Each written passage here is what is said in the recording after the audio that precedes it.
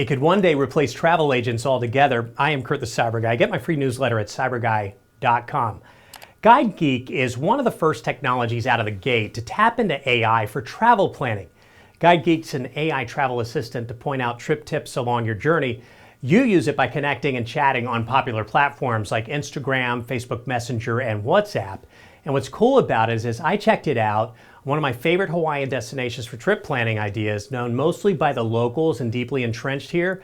GuideGeek was able to identify a really fun area to hike in Kauai that few people know about, along with a little known secret about how to find parking nearby. Now, I seldom see tourists there, and AI is about to change all that. Now, it's not perfect and not worth firing your travel agent just yet. What it didn't know to tell me is what happens when a common rain shower interrupts your hike, turning the elevated trail into a treacherous trench of mud, something a local or an expert may have warned you about.